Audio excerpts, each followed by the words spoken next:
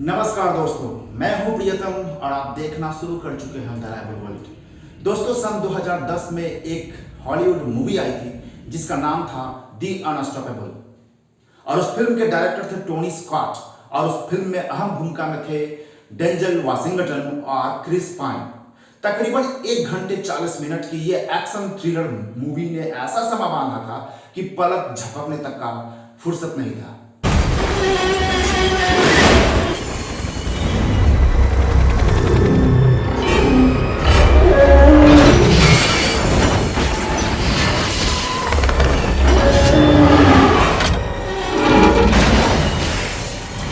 हालांकि ये फिल्म मैंने पिछले साल 2023 के फरवरी महीने में देखी थी, जब मैं JEDA सिनी में अपना रिफ्रेशर कोर्स कंप्लीट कर रहा था। दोस्तों, इस तरह की घटना पिछले दिनों दिनांक 25 फरवरी को जम्मू के कठुआ में घटी, जो कि नॉर्दर्न रेलवे के फिरोजपुर डिवीजन में पड़ता है। दरअसल हुआ कुछ यूं कि कठुआ लाइन नंबर 3 से एक ट्रेन जो कि अनमैन्ड थी, यानी कि उसमें उस समय लोको पायलट मौजूद नहीं थे, जिसमें 53 BOBYN लोडेड वैगन्स थे, अचानक से डाउन डायरेक्शन में पठानकोट की तरफ रोल डाउन होना शुरू हो जाती है। रोल डाउन का मतलब होता है कि लुढ़कना शुरू हो जाती है। चूंकि वहां पे फॉलिंग ग्रेडियंट था और ट्रेन लोडेड कंडीशन में थी, तो ट्रेन की रफ्तार लगभग 85 से 90 किलोमीटर तक पहुंच जाती है प्रति घंटे। 85 से 90 किलोमीटर प्रति घंटे तक पहुंच जाती है और किसी तरह से लगभग 80 किलोमीटर जाने के बाद होशियारपुर के नजदीक ऊंची बस्ती में इसको कंट्रोल किया जाता है। इसको आप ऐसे समझ सकते हैं कि सपोज कि आपने चढ़ाई पे अपनी कार खड़ी की और इंजन शटडाउन किया और आपने ना पार्किंग ब्रेक लगाई और ना ही कोई वेजेस लगाया, तो फिर क्या होगा? जाहिर सी बात है कि आपकी गाड़ी ढलान पे लुढ़कना शुरू हो जाएगी और यही हुआ था उस ट्रेन के साथ। शुरुआती जांच पड़ताल में ये बात सामने आ रही है कि उस ट्रेन के लोको पायलट को बिना ट्रेन मैनेजर के, यानी कि विदाउट गार्ड, पठानकोट तक जाने के लिए कहा जा रहा था। इस पर लोको पायलट ने साफ मना कर दिया कि मैं विदाउट गार्ड इस ट्रेन को लेके नहीं जाऊंगा। तो फिर कंट्रोलर ने उस लोको पायलट को ऑर्डर नंबर दिया कि आप उस ट्रेन को शट डाउन कीजिए, इंजन को शट डाउन कीजिए और पूरे ट्रेन को स्टेबल कीजिए, उसके बाद आप रिलीफ हो जाइए। तो कुल मिलाकर के ये मामला जो है लोड अस्टेबल का मामला आता है, यानी कि ऐसा हो सकता है कि वहां पे लोड अस्टेबल का जो प्रोटोकॉल होता है वो सही तरीके से फॉलो नहीं किया गया और नतीजा ये हुआ।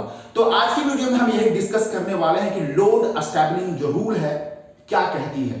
यानी कि जब भी किसी ट्रेन को एक लंबे समय तक खड़ा करना होता है किसी स्टेशन यार्ड में या फिर गुड्स यार्ड में, तो फिर उस ट्रेन को स्टेबल करने के क्या प्रोटोकॉल हैं, क्या रूल्स हैं, तो आज के वीडियो में हम यही डिस्कस करने वाले हैं। तो बने रहिए हमारे साथ और आज की वीडियो होने वाली है बहुत ही इंफॉर्मेटिव।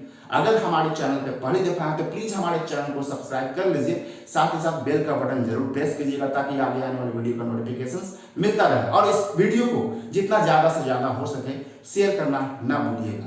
तो चलिए वीडियो शुरू करते हैं। दोस्तों, अगर हम बात करें अस्टेबलिंग रूल की तो GR 5.23 में क्लियरली मेंशन है कि on duty station master stabling process को सुपरवाइज करेंगे और साथ ही साथ यह सुनिश्चित करेंगे कि ट्रेन अस्टेबलिंग का जो प्रोसेस है वो GR या फिर SR के तहत हो रहा है या फिर नहीं। आपको बताता चलूं कि GR यानी कि जनरल रूल पूरे इंडियन रेलवे में कॉमन है और SR यानी कि सब्सिडियरी रूल ये जोन वाइज वेरी कर सकता है। SR यानी कि सब्सिडियरी रूल 5.23.01 में मेंशन है कि ट्रेन को इस तरह से स्टेबल किया जाना चाहिए कि वो मूव न कर पाए और न ही किसी दूसरे रनिंग लाइन को ऑब्स्ट्रक्ट करे। अगर किसी कारण से रनिंग लाइन ऑब्स्ट्रक्ट होती है तो ट्रेन सिग्नल रजिस्टर में रेड पेन से वो मेंशन करेंगे और इन सब के लिए स्टेशन मास्टर जिम्मेवार होंगे। स्टेशन मास्टर यह सुनिश्चित करेंगे कि ट्रेन के दोनों तरफ से, यानी कि इंजन और ब्रेक वैन की तरफ से 6 वैगन्स यानी कि 6 वैगन्स का हैंड ब्रेक अप्लाई हुआ है कि नहीं हुआ है। इंजन तरफ से इनकमिंग असिस्टेंट लोको पायलट तथा ब्रेक वैन तरफ से ट्रेन मैनेजर करेंगे, including brake van. Loco pilot engine से ट्रेन ब्रेक यानी कि A9 और साथ ही साथ इंजन का जो हैंड ब्रेक होता है वो भी अप्लाई करेंगे। स्टेशन मास्टर जिस लाइन में ट्रेन लोड स्टेबल की गई है उसके पॉइंट को अल्टर करेंगे।